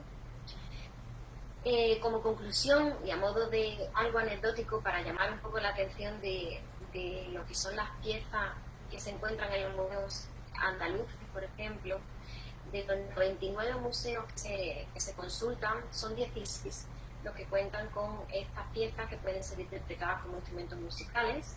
De estas piezas, de estos museos, se recopilan 141 piezas, siendo 131 las que se encuentran en museos, las demás están en manos de particulares. 56 de ellas en esta investigación resultan inéditas. De estas 126 son 10 silbatos, 6 tambores. La fotografía del tambor que se considera perdido, que comentaba del Museo de Málaga, y estos 40 idiófonos, 15 campanas, 23 cascabeles y 2 platillos. Estos instrumentos que comentaba, estos objetos sonoros, ¿no? Que explicaba al principio de esta intervención, pues estos instrumentos pues eran sobre todo pues quizá complementos para animales, ¿no? O complementos para el movimiento, que no era una finalidad totalmente musical en sí, ¿no? Y luego, pues, esas 24 piezas que han sido catalogadas por sus respectivos museos como instrumentos musicales, pues, bueno, se pone un poco en entredicho las posibilidades sonoras y se descarta, por lo tanto, que puedan ser instrumentos musicales. Y, por supuesto, la recopilación de esas 13 imágenes de lo que es la iconografía musical, ¿vale? Que se detalla y se estudia en profundidad, catalogando y viendo pues toda la finalidad, los escenarios donde se recreaban, donde se interpretaban, ¿no? Esos instrumentos, y bueno, que tanta información da en ese círculo que comentábamos. Y ya, sin extenderme más, simplemente agradecerle la atención y, por supuesto, pues quedo a su disposición pues, para cualquier consulta, cualquier curiosidad que tengan sobre lo explicado hasta aquí. Muchas gracias. Muchísimas gracias, doctora María Dolores Navarro. La verdad es que entre las dos ponencias, impresionante cómo hemos abarcado todo sobre feria como figura en sí, figura clave, porque en teoría toda esta movida musical, por lo que yo entiendo, no soy experta en el tema, no hubiese ocurrido. Y por otro lado, estos grandes hallazgos sobre ya los instrumentos musicales desde el punto de vista arqueológico de los descubrimientos en yacimientos. Voy a dejar el paso primero si alguno de los asistentes quiere preguntar algo, luego yo quería plantear un par de preguntas. No sé si los que estáis con nosotros, veo que tienen. No sé si tú ves, si hay alguien que quiera hablar. Sí. Rafa, creo que quiere... No sé, yo no veo desde aquí las manos, pero bueno. Ah, si tú ves las manos, da el turno, por favor, porque yo no los veo. Vale. Sí, adelante, Ustad Mustafa. تفضل تفضل. أي الصوت يا أستاذ مصطفى الصوت. اسمعني توا. نعم حسنا تفضل وسهلا. حسنت اموري شويه ممكن شهر. لا الحمد لله حضرتك سيدي العارفين. بس الحمد لله. الحمد لله الحمد لله. الحمد لله. Buenas tardes a todos. Yo quiero solo dar algo más de lo que dijo la primera señora, no recuerdo el nombre, la de blanco, Mari Carmen. Hola, doctora Mari Carmen, buenas tardes. Sobre Ingeniería, yo gracias a Hanan, gracias a don Abdo, Tusi, me entré a profundizar un poquito para conocer a Ingeniería al más con la doctora Manuela el otro día. Bueno, a propósito, cuando llegué, yo quería comentar un poco de memoria, no voy a hablar ni de ordenador, aquí está el ordenador, con música de Genier. Pero voy a hablar de memoria todo en la cabeza. Bueno, me presento, soy director de la Unión Internacional de Escritores Árabes, que tenemos en Jordania. Yo soy director aquí en España. Bueno, soy poeta, escritor, me gusta la pintura, me gusta leer, pero todos los libros que tengo aquí son español, inglés y francés.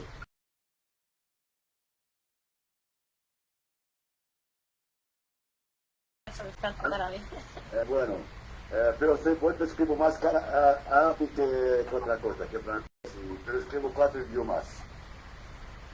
A lo que voy. Sería cuando tenía problemas con su maestro, Muslim, ha tenido miedo de ser, digamos, que le van a matar o que van no sé qué, no sé tal. Entonces huyó y fue a Kairouan, mi país, Túnez, y de ahí recitó un poema, tenía una historia ahí. Pero como la gente ahí, los responsables, el jalifa y todo, no le gustaba, la han echado. Le han dado 3 días para salir del país. Entonces él tenía que salir del país. Se fue a Córdoba. Antes de ir a Córdoba, él llamó al Hakam para que le invitara para que hablara con él. Y en su camino, ya usted lo ha dicho, se enteró que se murió, entonces quería volver. Pero tenía un presidente, el viejo dijo, no, vas a ver a su hijo Abdelrahman. Y ahí la recibió y todo eso. Bueno, la recibido una recepción de sultanes, de reyes, de califatos, a lo grande, digamos, como dice aquí en España. Y a partir de ahí, cuando ya fue, pero hay otros puntos que no lo ha dicho usted, sobre el tema de las mujeres. Él tenía un grupo de 50 mujeres a su lado, entre ellas sus 2 hijas, Hamonía y otra chica. ¿Vale? Entonces cuando murió él, ese momento que yo quería poner un tilde, un matiz así, cuando él murió, la gente se quedaban como perdidos. Entonces como la gente se quedaban como perdidos, a quien la referencia era las 50 mujeres. Entre esclavas y entre así. Por la música, por cualquier cuestión, cualquier duda, le preguntaban a él. Bueno, y bueno, aquí, bueno, yo, si quieres, al final os pongo una música de él, que me gusta mucho. El turno de preguntas, por si alguien esté claro encantado de escuchar a música de Yamil, que mejor, ¿no? Que exacto para escuchar sería.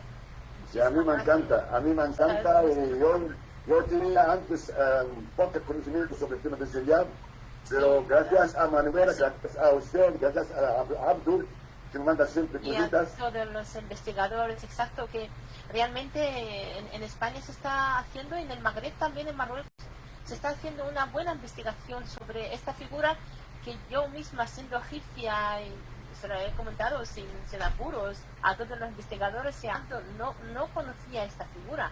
Es decir, que nosotros en las escuelas, en los países árabes, no les damos su sitio tanto como se les da aquí por parte de los investigadores, tanto si son arabistas como si no, a esta figura.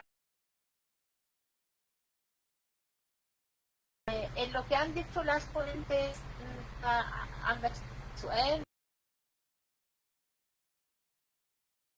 digamos, yo digo de corazón, no tengo nada que decir, han dicho de todo. La verdad que es completísimo lo que han dicho, estupendo. He apuntado muchas cositas, pero sí, como gracias a doña María Dolores, las dos. Gracias. Algunos árabes no conocimos tanto como ustedes, ya. Gracias a sus investigaciones nos iluminan con tantos datos y tantos acontecimientos históricos, tanta investigación. A mí me impresionó muchísimo todas, no sé si a usted también, todas estas piezas tan bien catalogadas y tan bien guardadas, conservadas, detalladas.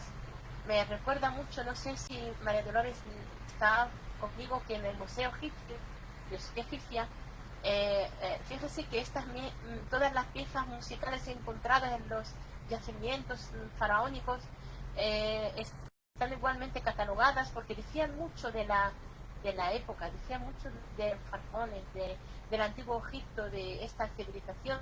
Y yo aprovecho ahora, hablando de este tema de los museos, me hubiese gustado saber, María Dolores, en esta investigación, en su investigación, cómo se ve la sociedad andalusí a través de estas piezas catalogadas. Hay algunos datos que nos revelan, igual que en Egipto, por ejemplo, el arte de la guerra a través de los instrumentos, se veía el poderío, este poder que tenían los faraones para cuidar tanto y también toda lo que es los aparatos musicales, los instrumentos musicales en el arte de la guerra. Y no fue tanto, por ejemplo, en los instrumentos musicales que se utilizaban en los no me sale la palabra, en los actos fúnebres o religiosos en general, en los templos. Era el arte de la guerra, en la guerra donde se han encontrado más instrumentos musicales. ¿Hay algún dato sobre esto, en todo lo que se encontró sobre Al-Ándalus en los instrumentos? Pues es curioso y además agradezco muchísimo la pregunta, porque no he mencionado que los instrumentos que en realidad se han encontrado son los que están hechos con materiales no perecederos, ¿no? Porque hay muchísimos, se sabe que había muchísimos laúdes por todos lados, por ejemplo, ¿no? Pero algunos hechos de madera y demás, de otros materiales, pues no llegan a nuestros días. Los que llegan hasta nuestros días pues son instrumentos pues de un origen pues mucho más humilde, ¿no? Hablábamos pues, de los infantes, hablábamos de tambores, ¿no? Hay uno que también ha trabajado exhaustivamente la doctora Manuela Cortés, ¿no? El tambor de los guájares, que se encontró también en el territorio de Alhambra, de Granada, perdón, de la Alhambra, que pues se veía porque estaba en una especie de un cuarto privado, ¿no? Se ven pues que ese tipo de piezas normalmente se encuentran que eran de uso doméstico, las que llegan hasta nuestros días, ¿no? De forma general y de forma más amplia. Pero por supuesto sí que se comenta también, por eso decíamos, de la importancia de los yacimientos arqueológicos dentro de lo que es la reconstrucción histórica musical, porque es justamente esa carencia que quizá al ser mucho más común, al ser algo doméstico, al ser algo de origen mucho más humilde, pues quizá no se documentaba de forma tan exhaustiva como instrumentos que estaban mucho más presentes y que tenían mucho peso dentro de lo que es considerada la música culta, ¿no? Que se decía que era la música pues, de las altas clases sociales.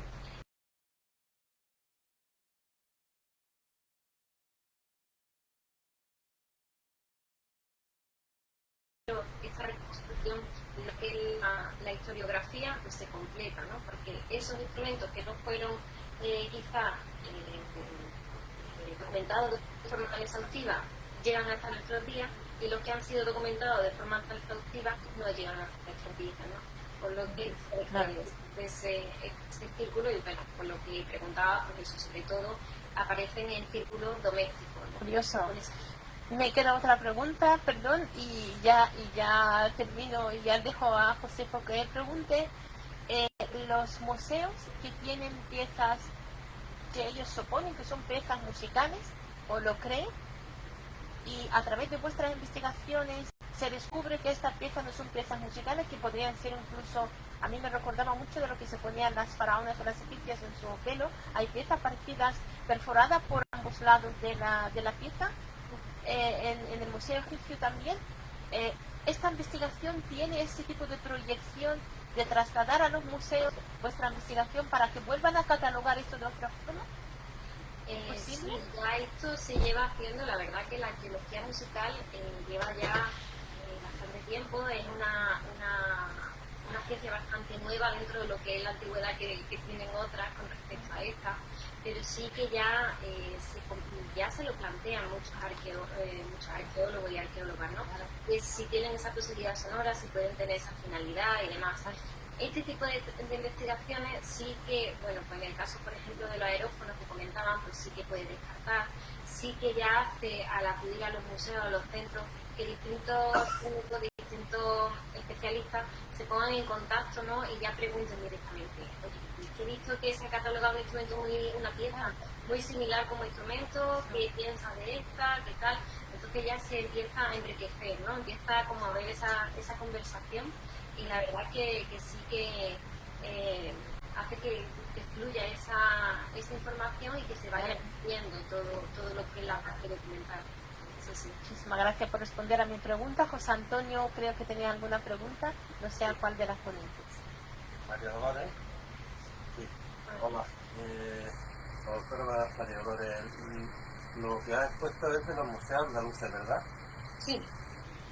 Pero hay conocimiento de la existencia de instrumentos y de iconografía, ¿no? En otras excavaciones, ¿no? Sí, en toda la península, vamos, hay además en todo lo que es la parte de Portugal, que fue uno de los pioneros, ¿no? El conocido Vasco de Tavira, en el caso de lo que es la iconografía. Hay piezas también catalogadas como aerófonos, también en la zona de Portugal, ¿no? Mértola, Sintra, tienen distintas piezas que cuentan con esa catalogación. Esta investigación ha intentado abordar pues un terreno quizás específico, por poner en valor uno de los sitios geográficos donde más tiempo estuvo siendo al-Ándalus, ¿no? Hay otros sitios de la península que por supuesto también tienen catalogadas y que también cuentan con este tipo de piezas, pero no se han incluido dentro de esta investigación por poner en valor lo que hay aquí en Andalucía y hacer un estudio quizá más exhaustivo. Lo que es la investigación en sí que aparecen, ¿no? Si estuviese interesado, pues estará abierto al público para que se pueda leer, y ahí sí aparecen detallados muchos más. Por ejemplo, en Zaragoza se han encontrado muchísimos mecanófonos, incluso en las Baleares muchísimas piezas también, y bueno, hay bastante repartidas, pero es curioso pues también todo lo que hay aquí en Andalucía, porque quizás podría ser un poquito más desconocido en un momento dado. Y no es por hacer murcianía, ¿cómo se dice? Ah, claro, bueno, en Murcia, por supuesto, la iconografía, eso, sí. Exactamente, sí. La tañedora de Mismar. Exactamente. Al Mismar. Popularmente le dicen la plantista de Santa Clara, que es la. Ay, mira. Apareció en el museo, que está el museo de Santa Clara, está en lo que es el centro de Santa Clara, que a su vez ocupó parte de la estación de lo que fue el Tarasugra o Alcázar Seguir, construido por el Mardaní y después Perico. Aparece como pintura de unos mocábares, de una cúpula de mocábares, pone que después fue destruida o cubierta por los almohades, que en eso eran muy estrictos y no tenían esa decoración. Pero al excavar y quien visita el museo lo puede ver perfectamente. Se sabe que es un mismar por la lingüeta de caña que se le ve ahí, ¿no? Es un aerófono, como tú dices, y vamos, que es una de las piezas que son icónicas dentro de lo que se está descubriendo y se ha descubierto. Y bueno, como el precedente de la dulzaina, que si miras está presente en fiestas por todas partes de España. y bueno, y ya más ha dado lugar en la música clásica a todos los instrumentos de caña, ¿no? El oboe, los saxofones, todo eso, ¿no? Claro, todo dentro de la cronología, todos los instrumentos parecen como que nacen de la nada, ¿no? Y todo lleva, por supuesto, un desarrollo y vienen pues instrumentos mucho más humildes, mucho más antiguos. Bueno, también en Murcia está la imagen en el vaso de la aurista, ¿no? Sí. Que Reinaldo Fernández Manzano toma y lo utiliza dentro en lo que es la portada de su trabajo, ¿no? Del libro de la música andalusí, si no me equivoco, que aparece ya directamente eso en la portada y hay bastante iconografía importante ahí en Murcia, por supuesto. Y también instrumentos, también hay piezas que han sido catalogadas o que tienen esa posibilidad de ser estudiadas como instrumento musical. Y Mari Carmen, no sé si conoces, bueno, en la figura de Sevilla también ha sido novelada, o aparece en novelas, o como protagonista principal no, pero aparece. De hecho aquí hay un amigo que sigue la página de FIAR y pues Sergio Reyes, que ha escrito ya lleva dos, quiere hacer una trilogía sobre la música andalusí. Dice en su primer libro, el Murcia, el talismán del Yemení, aparece Sevilla porque por coincidencia temporal, como esa novela está ambientada en el tiempo de la fundación de Murcia, en 825, por lo de Román II, es la época en la que llega a Sevilla, y el autor pues mete a Sevilla bastante, vamos, dentro de la trama, y es muy explícito también en la historia. Aprovecha, es muy didáctico y aprende historia. De hecho, o sea, todo eso que has dicho tú, de cuando tocó en la corte de Bagdad antes de estar una Rashid, eso está en la novela, eso se ve claramente, lo explica, lo recrea, lo dramatiza, ¿no? Y cómo se cabrea, lo de la quinta cuerda, etc. Y o sea, que no solo Sillata, sino que está presente en la literatura actual, en novelas. Pues te agradezco mucho la información porque no conocía, vamos, he leído bastantes novelas sobre Siriac, pero concretamente esta no la conocía.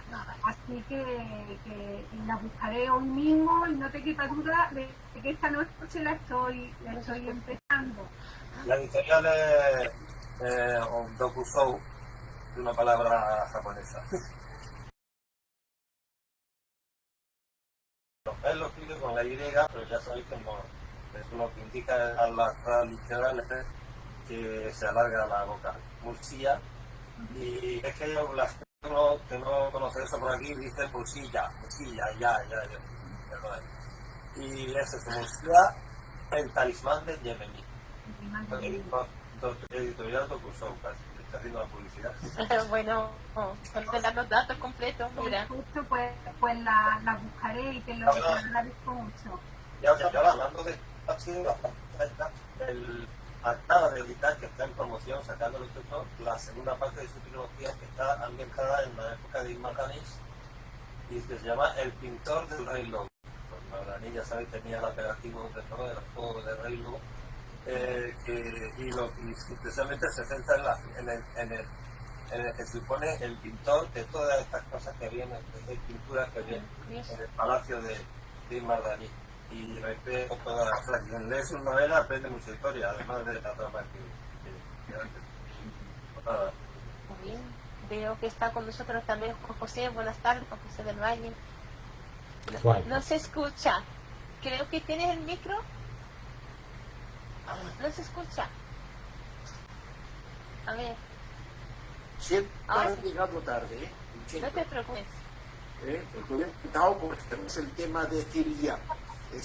Ha sido para mí de locura lo que he estudiado sobre él, y me ha encantado, o sea, y me he perdido la primera parte. Bueno, en el chat he puesto en más o menos el tema que ha hecho doña María Carmen y también doña María Dolores. He puesto los títulos por si luego quieres preguntar. De todas formas, estamos grabando la sesión, esperemos que la puedas visualizar, escuchar en el canal de CEAR. Estupendo. Yo, si nadie tiene preguntas, yo a Mari Carmen sí tengo un par de preguntas que me gustaría. No sé si alguien ha levantado la mano. Yo quería decir una sola cosita. Sí, adelante. Pensar que este hombre fue el que inventó la peluquería para señoras, es algo de... Y señores, para señores también. Tienes razón, y señores. Y todo el mundo aquí tan raro y la armó. Madre mía, señores, hombre, qué barbaridad. Reconozco, estará escuchando por ahí Abdo, que sabe precisamente que yo soy un loco de Aderramán II. Para mí Aderramán II fue lo mejor que nos ha ocurrido en España. Ya me cayó Abdo, ¿eh? Hombre, por favor. Abdo, el micro. Abdo. Sí. No se te escucha. Gracias, ¿no? No, digo Abdo. A Abdo no se le escucha. Nada, que encantado de lo que dices y realmente pues nada, que aquí esto para nosotros es un placer contar con gente tan experta y conocida muy bien de este personaje que yo, como dijo Hanan, lo desconocía también. Vamos, no sé, debe ser que en el mundo árabe no le hemos dado importancia o lo que fuera, pero no lo conocía. Hombre, le he conocido aquí hace tiempo, por supuesto, a través de tantas investigaciones y ver en internet, pero no sé, a lo mejor hay alguien ahí que lo estudia, pero yo no lo he estudiado para nada. Bien, me quedan dos curiosidades. Una pregunta para Mari Carmen. Te voy primero la pregunta técnica, porque no he entendido lo que es sistematizar la escuela musical. ¿Qué eso sería? ¿En qué sentido se sistematiza una escuela musical? Sí, en el sentido de sistematizar las teorías, los fundamentos teóricos, la escala, intervalos, modos. Y entonces para ello los instrumentos musicales eran como objetos de laboratorio, porque lo mismo que en su día Pitágoras hundía la cuerda, hacía su monocordio y empezaba a investigar con las proporciones, los distintos sonidos que salían en función de la proporción numérica. Pues lo mismo ellos ponían las 4 cuerdas o ponían una más, veían que si ponían una más abarcaban ya 2 octavas, ya tenían muchas más prestaciones musicales, según donde pensaran la cuerda o según cómo la pulsaran también cambiaba el sonido. O sea que para ellos realmente el instrumento musical era un objeto de laboratorio para experimentar y para estudiar. Muy bien, las dos curiosidades que tengo. La primera es si las esclavas cantoras, las 45, algunas investigadores dicen otros 50, que iban siempre acompañando a Zeriat a modo de coro, sus conocimientos musicales eran igualados a los del maestro o eran inferiores por ser mujeres, por recibir menos formación. Y entra un poco en el tema del género en aquella época, porque me sorprende mucho. Realmente las esclavas cantoras eran unas empoderadas de su época, porque gracias a su profesión accedían al conocimiento y tenían una formación y superaban lo que se podía llamar un estado de vida puramente vegetativo, y se liberaban del servicio doméstico, se liberaban del tener que fundar una familia obligatoriamente gracias a su profesión. Muchas de ellas disfrutaron de su profesión y gracias a la maestría de su canto se ganaron su libertad. Entonces yo creo que, bueno, partiendo de esto, de que eran empoderadas de su época, yo dudo, o sea, la gran mayoría de ellas, de las que acompañaban a Zeriat, desde luego, yo no creo que ninguna igualara a su maestra. No. Bueno, un dato que tenía. Y luego me queda ya el único dato, que es un dato que veo mucho en investigaciones, pero investigaciones más que nada en publicaciones en revistas sobre cultura andalusí y tal, y en blogs. Dicen que el plato del pisto, que comemos hoy por hoy, esta comida tan mediterránea, es el residuo de la receta Zeriat. ¿Esto es cierto? No lo sé, concretamente no lo sé, pero no me Tiene extrañaría. lógica, tiene No, lógica. no me extrañaría para nada porque estudiar tanto a la música como a la comida, como a los perfumes, como a todo, le daba un uso terapéutico. Entonces, Medicinal. él cuando recomendaba comer los espárragos, pues decía que era diurético, que eliminaba los cálculos del riñón, que, en fin, hacía todo el listado de propiedades y él era un defensor de las verduras, de la berenjena, en fin, pudiera ser perfectamente, pero concretamente no tengo el dato ese como para poder afirmártelo. Ah, estupendo. Bueno, nos quedamos con la curiosidad y algún día descubriremos ese tema. ¿Alguno más de los asistentes? Yo tengo una pregunta también. Adelante, por favor. ¿Quién, yo? Sí. Yo tengo una pregunta a raíz de lo que ha dicho Mustafa, aprovechando que él es de Túnez. Precisamente, efectivamente, bueno, tengo la información de que estuvo allí estudiar varios años y que cantó una canción que decía algo así como si mi madre fuera tan negra como el ala de un cuervo, y parece ser que la madre de Hidayat Allah era efectivamente de ese color y se ofendió muchísimo y entonces pues lo metió en la cárcel, hizo que lo azotaran 3 días, ¿no? Bueno, pues El sonido, Ustad Mustafa, el sot. no se le oye. Bueno,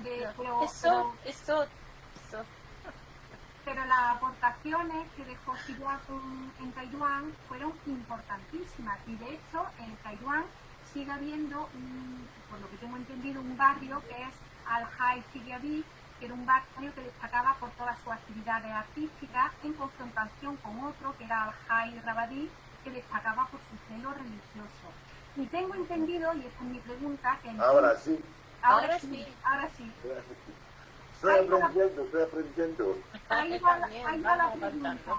Tengo entendido que existe en Túnez algo que llaman el poema largo de Hidayat. Y no sé qué es. No he encontrado a nadie.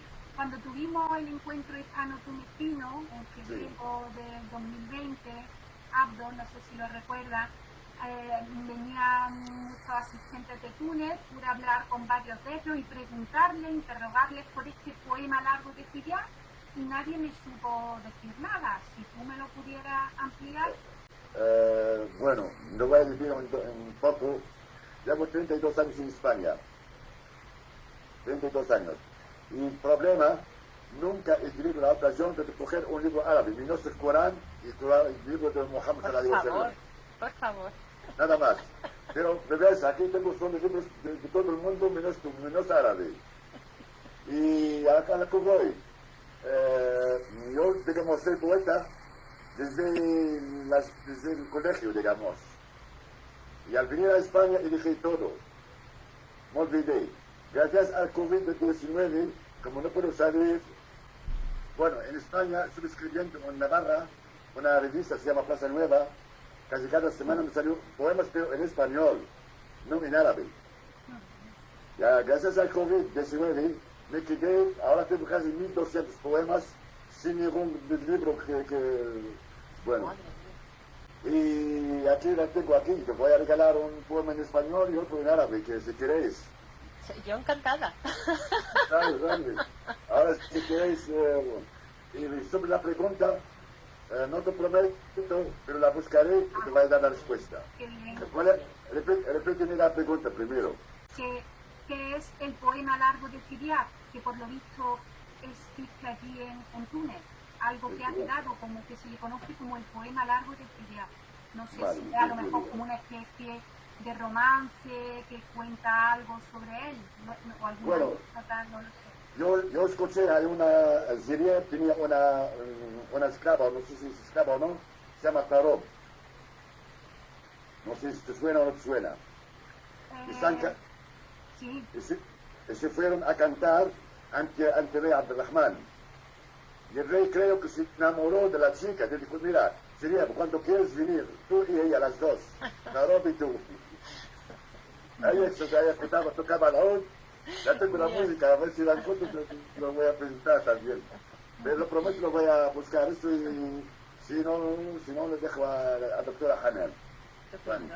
Bueno, Y pues otra cosa que Mire. quería comentar con respecto a lo que has dicho de que Ciriac trasladaba sus poemas a dos esclavas que recogían todo su repertorio, es que esa figura existía en la música y en la poesía árabe y era lo que se le llamaban los rawis, no sé si se pronuncia así, El sí, Rawi, sí. así es. eran como, El Rawi, como el Rawi. recitadores profesionales que venían a ser un disco duro. Entonces, un poeta llevaba consigo a su rawi, que era como su alumno o su aprendiz, Que que memorizaba. memorizaba todo su corpus poético y lo Así es. recitaba. Entonces, la mayoría de los poetas y de los músicos empezaban como rawis de algún maestro. Y yo creo que Ciriac en su día tuvo que serlo. Entonces, luego en el Muscavi se nos cuenta que tenía dos esclavas, que eran Muznan y Oneida, que se le llamaban las registradoras de Ciriac, precisamente porque eran las encargadas de memorizar todos sus cantos. Y que de hecho, si por la noche Ciriac estaba durmiendo y se le venía una música a la cabeza, la recitaba, hacía que lo aprendiera y luego al día siguiente ellas se lo recordaban a él porque él a lo mejor ya se lo había Estaba como un disco duro, realmente. efectivamente. Curioso. Sí. Curiosísimo el dato. Muy curioso. Yo he disfrutado mucho, Mari Carmen, con tu... Otro Sí. punto pequeño, sabes Sí. que todo sucedía, si las poetas son como aquí, digamos, flamenco español, flamenco pero árabe. Bien. Estupendo. Os dejo. Luego enseñaré poemas mías, aquí lo tengo Vale, preparado. estupendo, estupendo. ¿Puedo Bueno, decir algo? sí, claro, Juan José, adelante. Adelante. Solamente una cosa. Es que como os hemos hablado del pisto, yo he leído que sí, que el pisto lo hizo él, pero fue hecho con fritura de aceite de oliva, lo estoy leyendo, calabacines, cebollas, berenjenas y membrillo aromatizado. Sí, sí, sí.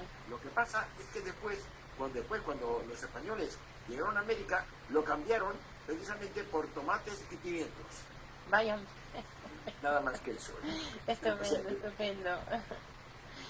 Muy bien, yo he disfrutado mucho, Mari Carmen, siendo yo árabe, de tu ponencia en el sentido de pura lingüística, ¿no? Cuando has dicho Khazanat al-Ma'rifa, Bait al-Hikma, sin darte cuenta sí que has hablado árabe, Saut, al-Nuba, Muharrikat, el-Basit, al-Nashid, ha habido una cantidad de palabras árabes, no arabismos, sino palabras, terminología árabe estupenda. Y lo curioso de esa terminología, fíjate, esto ya para otro tema, para otras jornadas, se sigue utilizando incluso en el habla dialectal, en nuestros dialectos árabes. En el uso diario de la lengua todavía estamos utilizando estas palabras que se estudian como algo relacionado con la música de Ciriac en Al-Ándalus. ¿Alguna pregunta más? ¿Alguna aclaración? A mí me Abdo. gustaría hacer una última reflexión que es para mí una gran satisfacción poder incluir en mi ponencia nombres de ciudades como Bagdad, como Mosul, como Alepo, que son ciudades en las que en estos siglos de lo que estamos hablando lo que hacían era traer hacia Occidente la cultura y el arte, y que pienso que es un ejercicio muy necesario de memoria histórica, porque desgraciadamente estamos acostumbrados a ver los nombres de estas ciudades en los telediarios asociados a paisajes desoladores, con lo cual retroceder a ese momento cuando toda la gloria venía de allí, pues a mí me ha resultado especialmente necesario. Gracias por ese testimonio de justicia. Abdo, tienes el micro cerrado. Sí, simplemente recordaros que ya estamos acabando el Sí, tiempo. ya estamos concluyendo. Si no hay ninguna otra pregunta más, muchísimas gracias a nuestras dos ponentes, a doña Mari Carmen Vera Martín Peñasco y a doña María Dolores Navarro de la Cova. Muchísimas gracias por estas dos ponencias que han abrazado y han englobado todo lo que concierne a Ciriac y a la música desde el punto de vista pura ciencia de arqueología, cosa que me ha sorprendido muchísimo. Muchísimas gracias a las dos por enriquecer nuestras actividades relacionadas con el año 2021, año de la lengua árabe. Nos vemos pronto, seguramente en alguna otra jornada. Gracias a los asistentes y gracias a Abdo por